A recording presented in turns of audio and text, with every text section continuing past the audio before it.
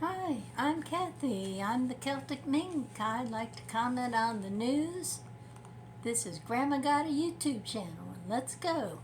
Today's topic, my experience as a white woman with discrimination from the late 60s through the late 90s.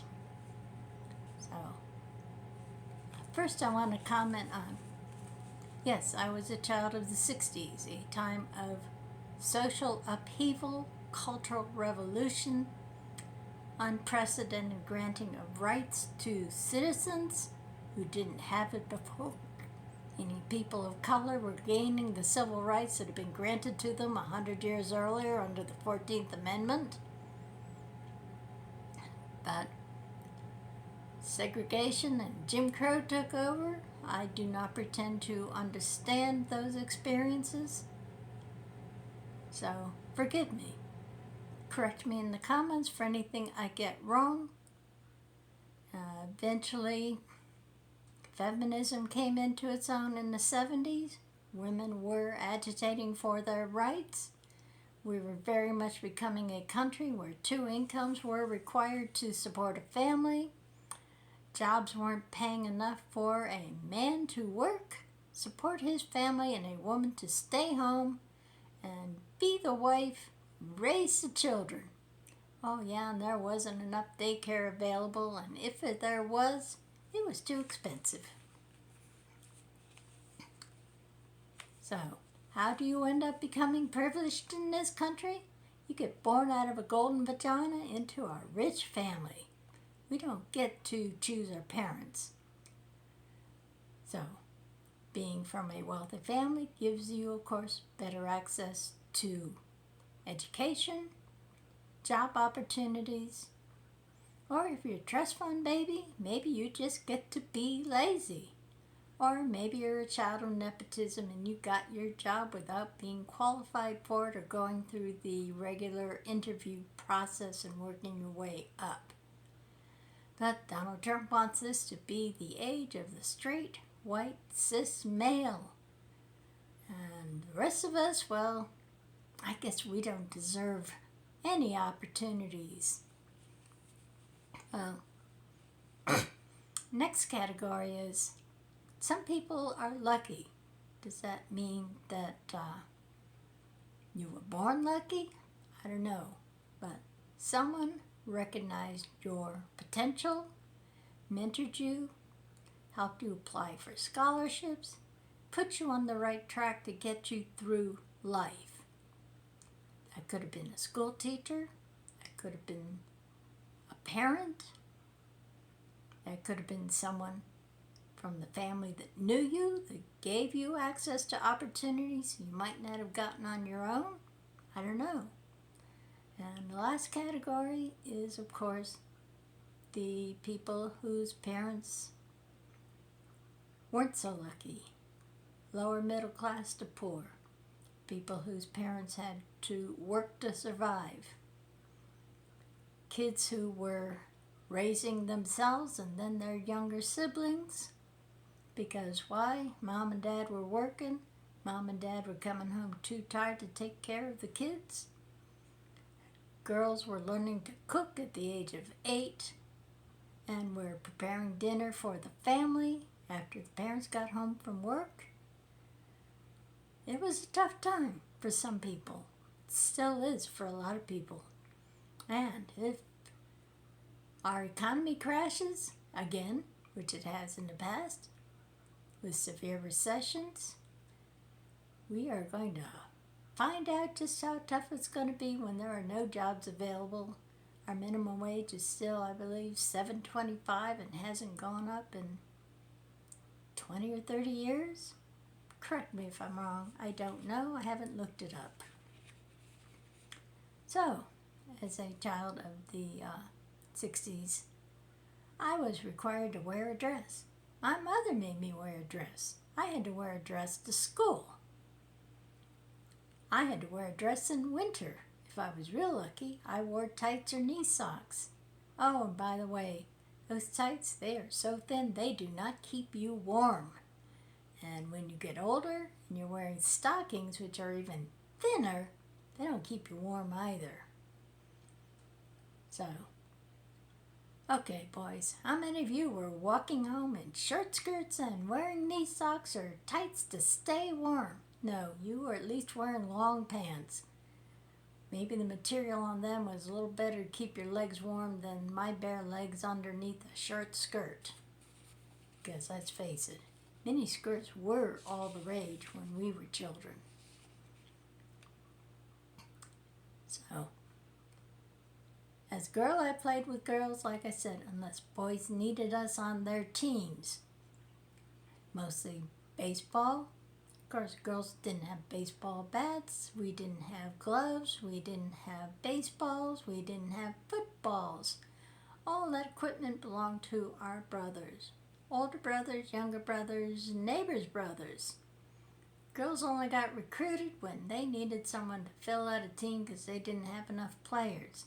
And you better be qualified to play football and baseball with the boys because they needed you. You had to play. And growing up, my mother told me I had to help with the house cleaning. My brothers got to take out the garbage. My brothers never helped with the house cleaning.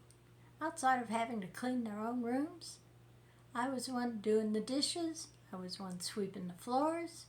I was the one helping my mother vacuum when we were having company over and clean the house. What were my brothers doing? I don't remember, but I know they weren't helping with the housekeeping. In the school library as a child, I was a science fiction fan. I was told science fiction were for boys, that was a boy's book and I shouldn't be reading it. But the librarian still let me check them out. What were girls reading? Well, they were reading animal stories, romance novels. I'll tell you what, I think teenage romance novels pretty much suck. Didn't like them, didn't want to read them. I was using my allowance and riding my bike to the local bookstore because bookstores don't tell you the books are for boys or for girls. You plop the book down, you plop your money down, you go home, you read it. Unlike the libraries telling me that I had to read a girls' books only, but still let me check out the boys' books after protest. After pointing out that the novels I was picking out were being written by women. Did boys read books written by women? Apparently they did read science fiction books written by women. Andre Norton was a woman. Sorry, I don't remember her name off the top of my head. So, even when I wanted high school, when we took our career aptitude tests, I wanted to be a marine biologist. But science was for boys and men, not for girls and women. I should consider office work. I should take typing and shorthand, which, by the way, I actually did take typing and shorthand in high school. Shorthand was actually very useful for taking notes in class and college. Of course, when it's a skill that's use it or lose it, I can't even read shorthand anymore. That's another story for another time. So I applied to college. I got accepted. But my parents, both my mother and my father, told me I should go for my MRS instead of my BS. What's an MRS? Basically, get yourself married and become Mrs. Somebody. You need a man to take care of you because apparently as a woman in this big wide world, I wasn't able to take care of myself. I needed a man to do it. Did I get an MRS before I graduated? Truth is, I did. But I still needed my income, and I had to work. Why? Because he didn't make enough money to take care of both of us.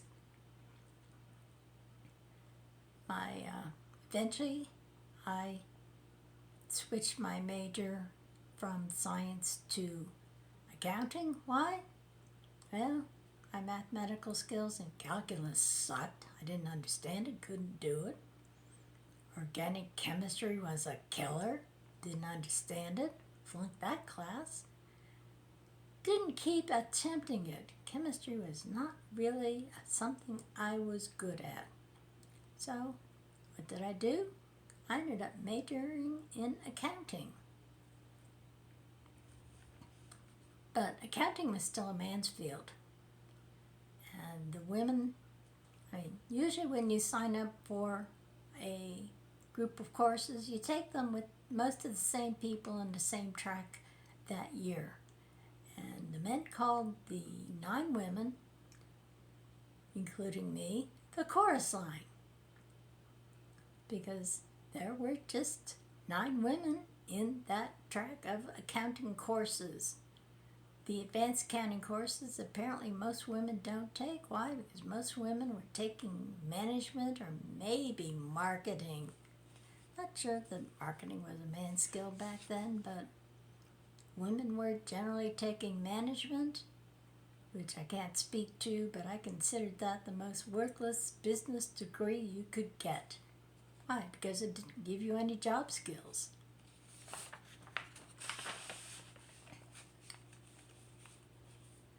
So, like I said, back when I was applying for a job, most accounting firms weren't hiring women. My name was on the resume. They were giving me job interviews, but one employer told me, we're not going to hire you because you're not going to be available during tax season to work overtime.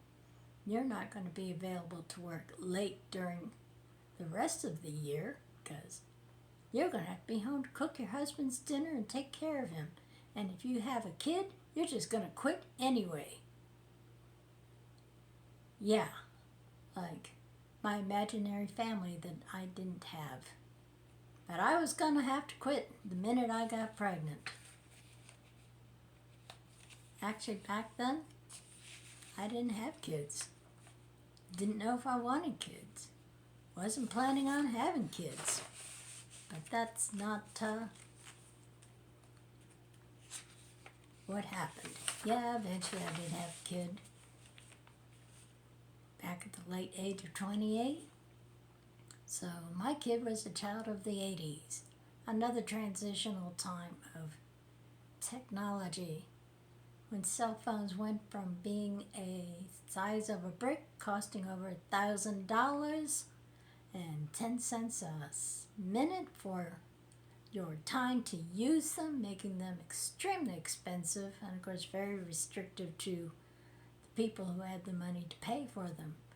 Unlike today's cell phones that are thin, ubiquitous, and you can get for as low as $15 a month, although I think the average price is probably closer to $45 a month. But back when I was a kid, your phone was attached to the wall or attached to a cord, and it sat on a table somewhere in the house. And if you had more than one phone in the entire house, you were lucky. And the few kids who had telephones in their bedrooms, their parents paid for them, that was unique because most of us shared the family phone, one line. And we got told, get off that phone, your daddy's trying to call in. You can't tie up the line. So, we weren't supposed to talk on the phone for long periods of time. I guess we did, but we weren't supposed to. And, well, another thing I learned job hunting for I did eventually get a firm in Ward's Accounting, of course, firm long defunct. I was the everything person.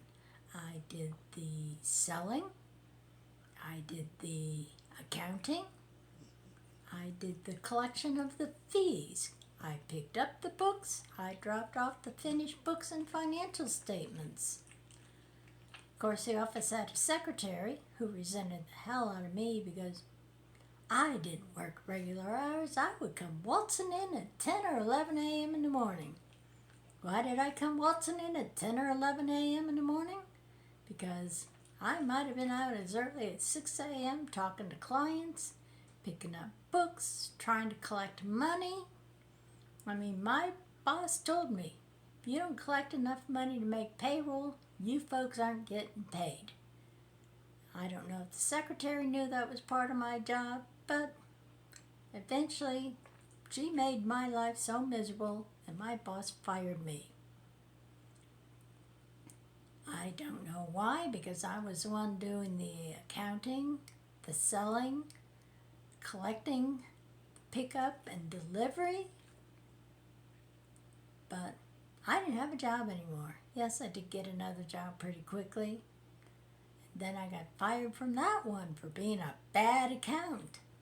Why was I a bad accountant? I don't know, but I had brought some accounts with me, and that guy was trying to keep them. So I lost that job pretty quick. And my client said, you know, your old boss was around here trying to sell us on his services. And I don't want his services. I want your services. So I went into business as an independent accountant. And I learned real quick one thing. I put my first and last name on the letterhead because I found out putting K. Gallagher Accountant on the letterhead, and when people called for Mr. Gallagher, we had to explain to him there was no Mr. Gallagher available in our firm. And Mr. Gallagher was someone else. So I had to put my first name on the letterhead. I had to put my first name on all the mail-out advertising. So that took care of real quick any man that didn't want to work with a woman as his accountant. Did I have male clients? Yeah, I had quite a few, mostly construction firms. Had a few jewelry stores, had a few other kinds of stores, but mostly I did construction books because I lived in an area where there were a lot of new buildings going up and a lot of little construction firms, roofers, what do you call a guy that hangs drywall? Anyway,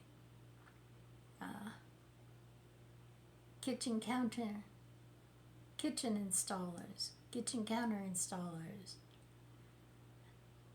So that was kind of work I was doing. Something called scrap work. Basically accounts other firms weren't willing to handle because either they weren't worth the money, they weren't worth the aggravation, or they didn't pay quick enough. Either way, that was the basis of my accounting firm. Yeah, I got paid on time. Yeah, I had problems with some of the men. But eventually, yeah, I had my kid. I had trouble finding daycare.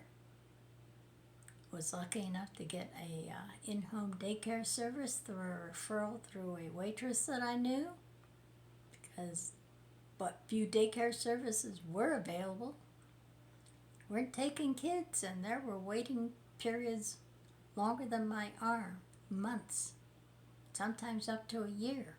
Sometimes they were only accepting applications once a year, and that was for kindergarten age kids that were already potty trained. And yeah,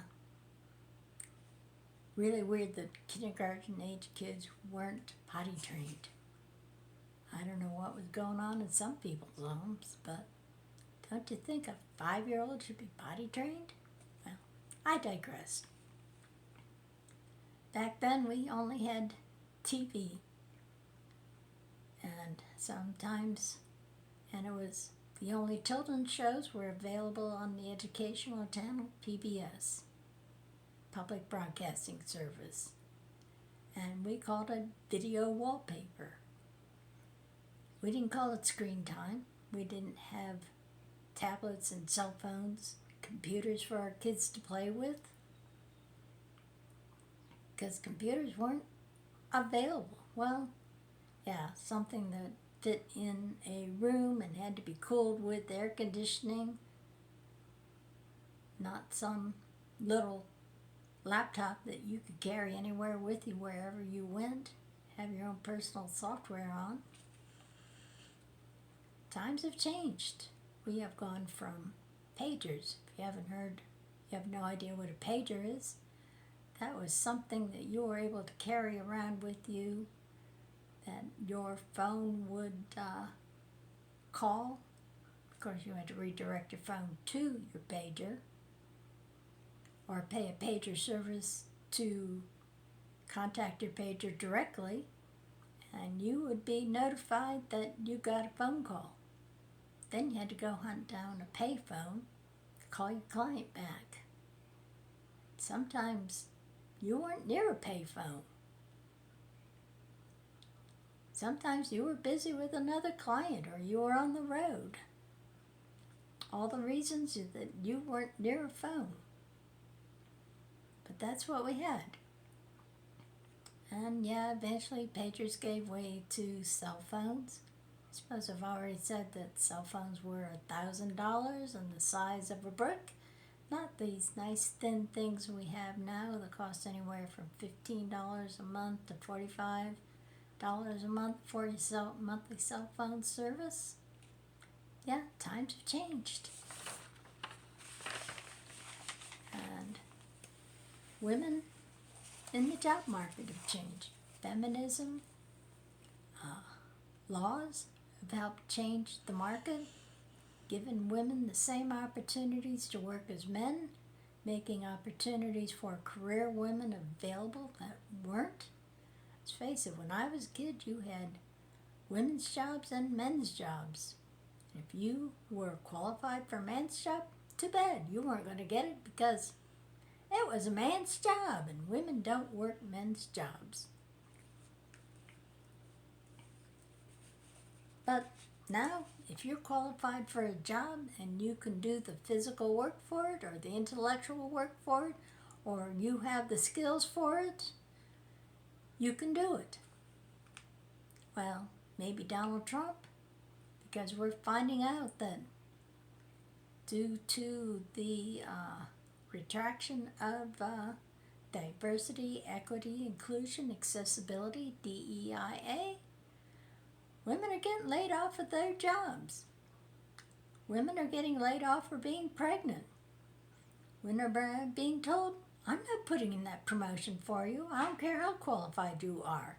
Donald Trump said I don't have to, so I'm not going to.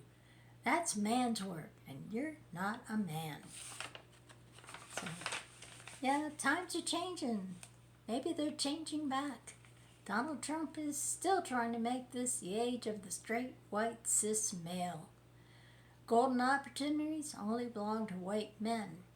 So, what about all these men and women, people of color, who have qualified for jobs, are working for jobs? What's going to happen to them? What's going to happen when they start applying for jobs they're qualified for? They're told, hey, I don't have to hire you because you just aren't the right gender or right color. And there goes my cell phone. I will get to that when I'm finished recording this. So, let's see, where are we at? Oh, men harassing women in the workplace. Let's see, this is a case of clearly blame the victim. Men harass women in the workplace, and it's a woman's fault. Why? Because she just looks too good. She just smells too good. She just dresses too well to show off that fine body she's got. Classic case of blame the victim. As a woman, I have no control over how you think. Why is it my responsibility to stop you as a man from thinking about me in ways that are not appropriate on the job? Keep that in your own head. You are not my responsibility. But you're going to make it my responsibility. Which back then you only had two choices. pretend you didn't understand what they were saying. Pretend you didn't understand what they were trying to do. Employ the buddy system so that you're never alone where you could be harassed, have to put up with inappropriate conversation. Or you could be as lewd and crude as any man you knew. Yeah, that was a route I took. Why did I take that route? Because I was working with guys doing construction books. I could take a man and embarrass him and get him to turn red in 15 to 25 seconds. I was very proud of that record, and it worked. I got left alone. I didn't get harassed a whole lot after the first few times. Was I telling dirty jokes? I was telling jokes like, why does a man read National Geographic and Hustler magazine? Because they showed pictures of places he'll never visit. Not a dirty word in that. The implications might be a little different, but not a dirty word in it.